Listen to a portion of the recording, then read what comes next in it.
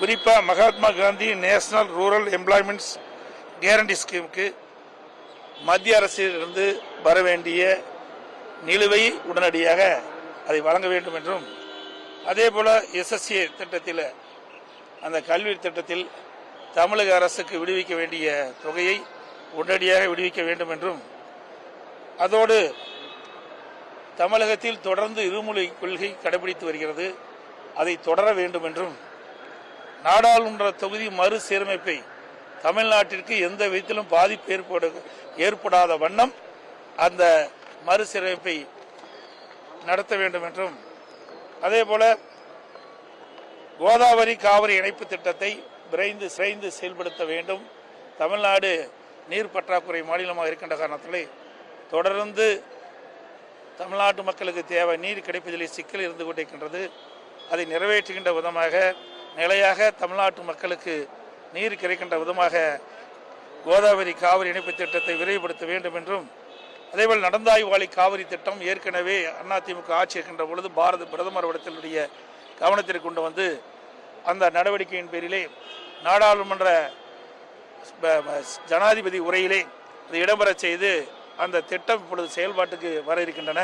அதற்கு தேவையான நிதியை முழுமை விடுவித்து நடந்தாய்வாளி காவிரி திட்டத்தை நிறைவேற்ற வேண்டும் என்றும், அதற்கு தேவையான நிதியை மத்திய அரசு விடுவிக்க வேண்டும் என்று வேண்டுகோள் விடுத்திருக்கின்றோம். அதேபோல காவிரி ஆற்றின் குறுக்கே மேகதாது அணை கட்டப்படுவதாக அடிக்கடி கன்னட அரசு செய்தி வெளியிடப்பட்டிருக்கின்றன.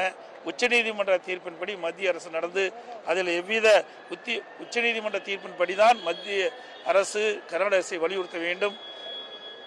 அதையும் எக்காரணத்தை கொண்டும் மேகதாதிலே அணை கட்ட மத்திய அரசு துணை நிற்கக்கூடாது என்பதையும் வலியுறுத்தியும், அதே முல்லை பெரியார் அணை நீர்மட்டம் ஏற்கனவே உச்சநீதிமன்ற தீர்ப்பின்படி 136 142 அடி உயர்த்தப்பட்டிருக்கிறது.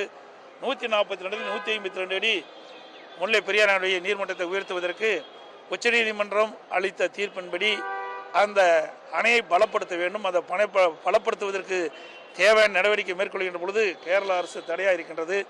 அந்த தடையை நீக்கி உச்சநீதிமன்ற தீர்ப்புப்படி அணையை உயர்த்துவதற்கு தேவையான நடவடிக்கை மேற்கொள்ள வேண்டும் என்று நான் கேட்டுக்கின்றேன். அதேபோல தமிழகத்தில் ரயில்வே திட்டங்கள் பல நடைபெற்றுக் கொண்டிருக்கின்றன. அதற்கு தேவை நிதி ஒதுக்கீடு செய்யப்பட்டு அதை விரைந்து செயல்படுத்த வேண்டும் என்று கேட்டு, அதோடு தமிழகத்தில் டாஸ்மாக் மிகப்பெரிய முறைகேடு நடைபெற்றிருப்பதாக அமலாக்கத்துறை வெளியிடப்பட்டிருக்கின்றன.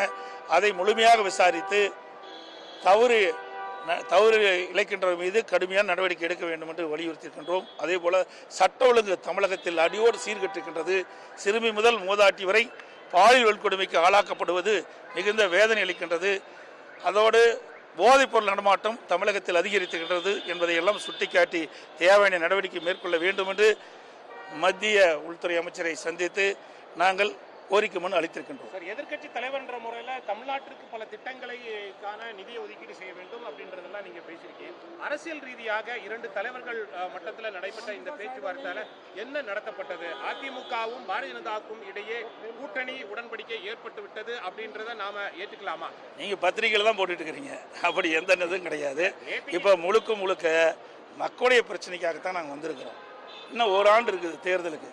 அதெல்லாம் கூட்டணி அமைக்கிறாங்க, இப்போ தான் பேச்சுவார்த்தை நடக்கிறாங்க, ஒரு 15 நிமிஷம் தனியாக பேசுனாங்க அப்படின்னு செய்தியெல்லாம் உங்களுடைய பத்திரிகையில் ஊடகத்தில் விறுவிறுப்பான செய்தி வெளியிடத்துக்கு ஆகும் ஒழிய அது மாதிரிலாம் கிடையாது. முழுக்க மக்களுடைய பிரச்சனையை பேசுவதற்கு தான் எங்களுடைய நாடாளுமன்ற நான் எங்களுடைய மூத்த தலைவரோடு சந்தித்து உள்துறை அமைச்சருடைய கவனத்தில் கொண்டு சென்றிருக்கிறோம். 40 நிமிடங்கள் நீங்க நேற்றுக்கு உள்துறை அமைச்சரை வந்து சந்திச்சிருக்கிறீங்க. பல்வேறு திட்டங்களை அதாவது அரசியல் ரீதியாகவும் பல மாதங்களுக்கு பிறகு நேற்றைய தினம் நீங்க அமித்ஷா ஜியை வந்து சந்திச்சிருக்கீங்க. கண்டிப்பாக அரசியல் ரீதியாக பேசியிருப்பீர்கள் என்று நாங்கள் எதிர்பார்க்கிறோம்.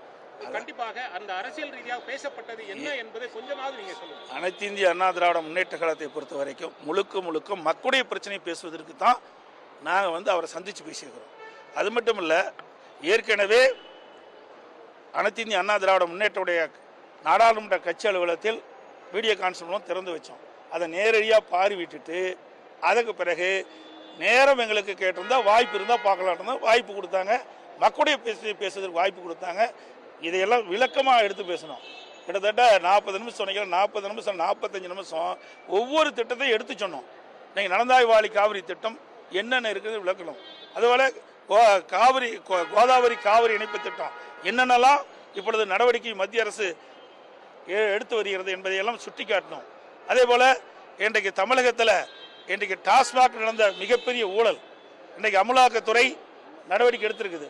அதை பற்றி விளக்கமாக எடுத்து சொன்னோம். அதே போதைப்பொருள் விற்பனை தமிழ்நாட்டில் அதிகமாக இருக்குது. அதையெல்லாம் விவரமாக கேட்டார், என்ன நடக்குது ஏது நடக்குது அதையெல்லாம் நாங்கள் விவரமாக சொன்னோம். அவரெல்லாம் கவனமாக எடுத்துக்கொண்டார்கள். தமிழ்நாட்டுக்கு தேவையான உதவியை செய்வோம் என்று சொல்லிக்கின்றார்கள். அதே போல் இந்த மிக மோசமான சூழ்நிலை தமிழ்நாடு சென்று கொண்டிருக்கின்றது. அதனால் மத்திய அரசு தலையிட்டு இதுக்கு முற்றுப்புள்ளி வைக்க வேண்டும் என்று நாங்கள் கேட்டுக்கொண்டிருக்கிறோம். ஏங்க இல்லை இருக்குது. இப்போ எலெக்ஷன் நடக்குது, எலெக்ஷனாக அறிவிச்சிருக்கிறாங்க. அது வேண்டாங்க. போன தடவை 2 எலெக்ஷன் நடந்தது. 2019 நடந்தது. எப்போ கூட்டணி அமைச்சோம்? 2021 நடந்தது. முதல் நீங்கள் சிந்திச்சு பாருங்க. எல்லாமே தேர்தலுக்கு நெருங்கும் போது தான் கூட்டணி அமைப்பாங்க. கூட்டணி என்பது வேற, கொள்கை என்பது வேற.